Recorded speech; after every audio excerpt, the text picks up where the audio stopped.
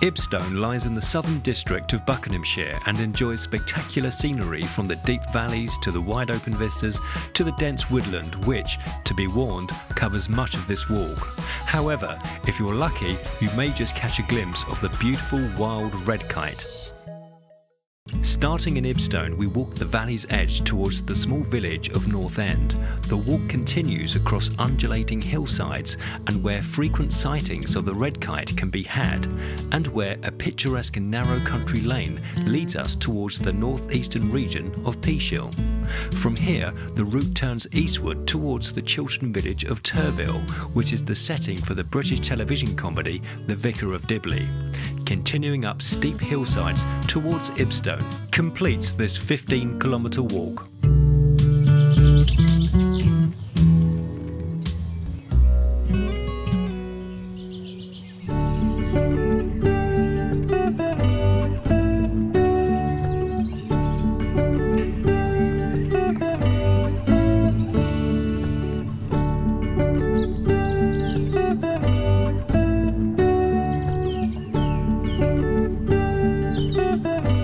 Hi and welcome to another episode of Jay's Walks.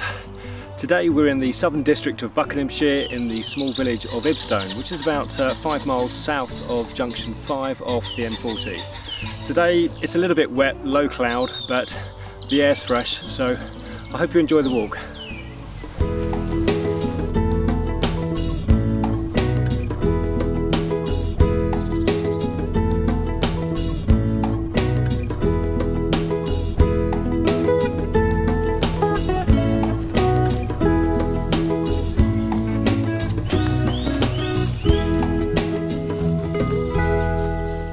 Between waypoints 2 and 5, one is immediately made aware of what's in store, as the land quickly gives way to reveal the valley's steep edge.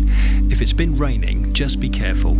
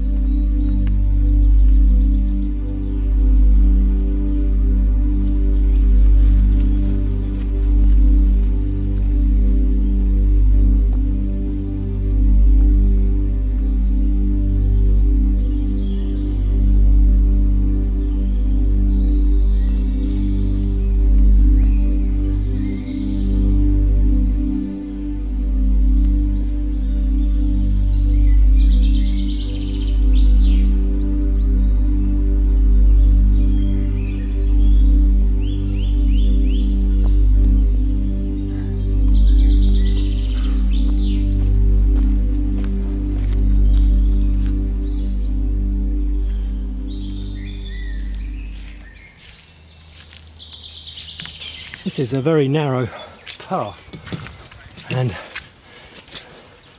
muddy one as well. So, been some wellies on this route, which is exactly what I didn't do.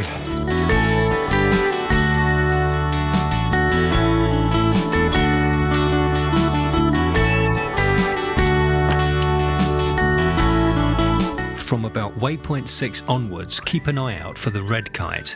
These are quite large birds with red and white colouring and prominent markings.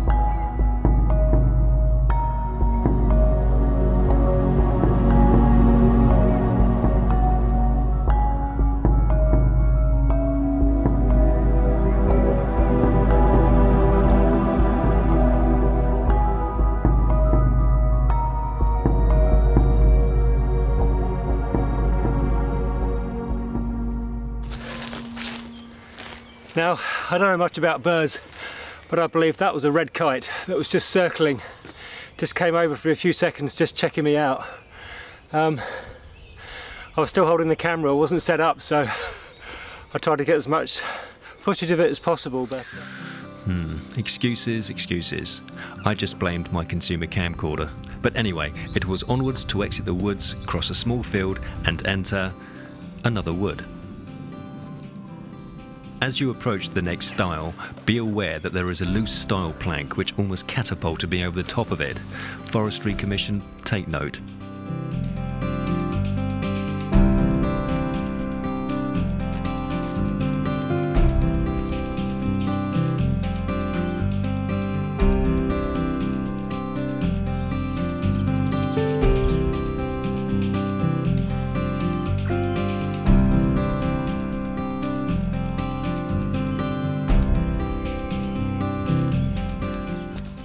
Now, if I'm honest, this waypoint 8 is a little further on than the one marked on the route card, mainly because I stuck to the footpath, or just didn't read my GPS correctly.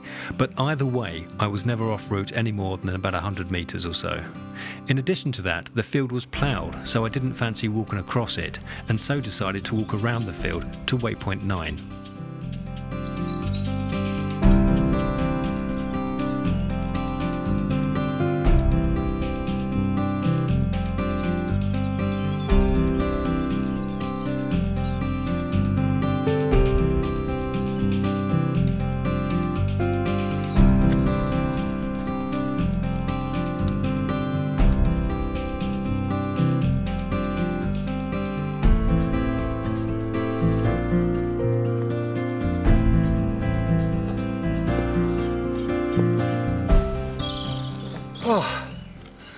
Waypoint 10 is quite steeper coming up here to this waypoint. I think time for a break.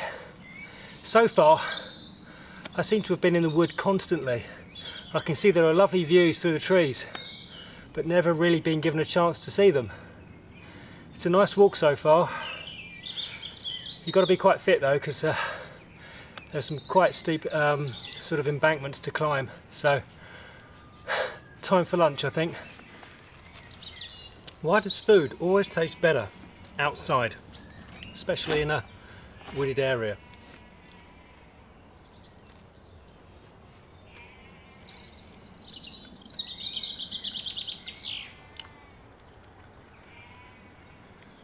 Probably because I'm starving hungry.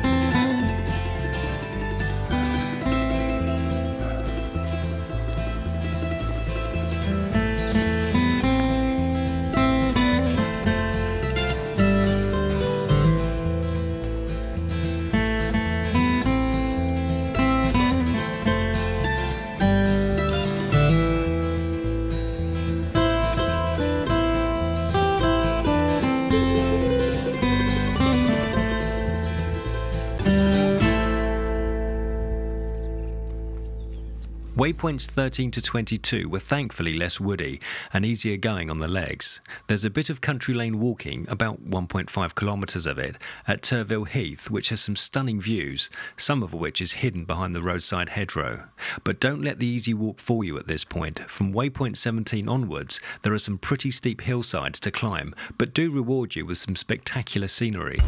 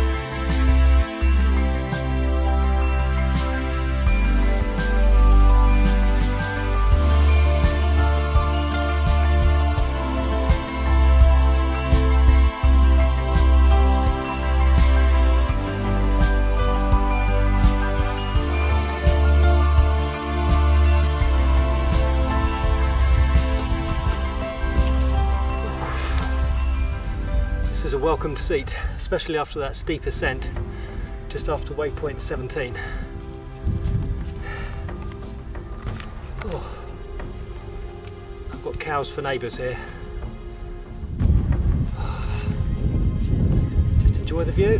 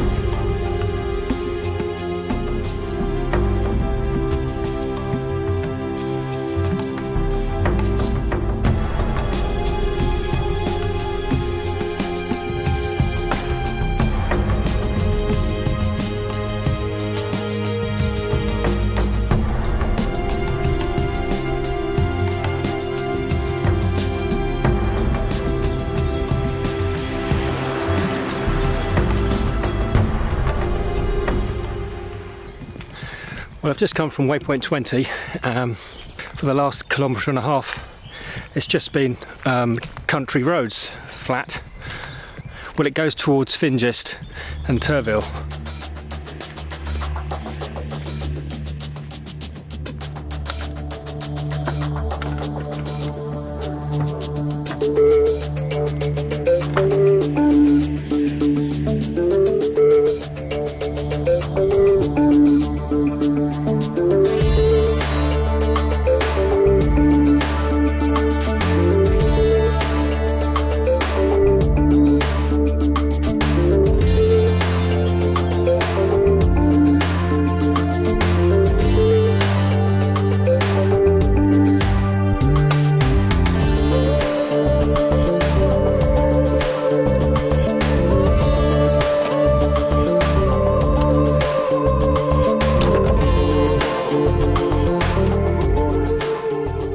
I've had to put my main video camera away because it's raining now and that doesn't operate very well in wet weather.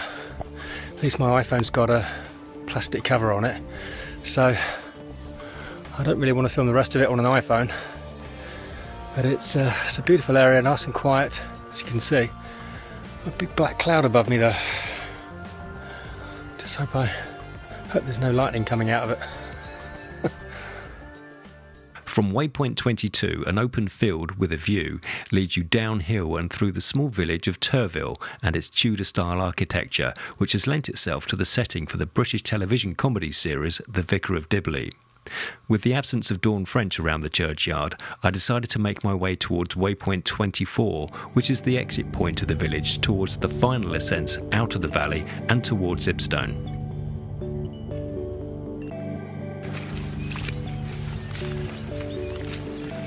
Oh, look at that seat, perfect.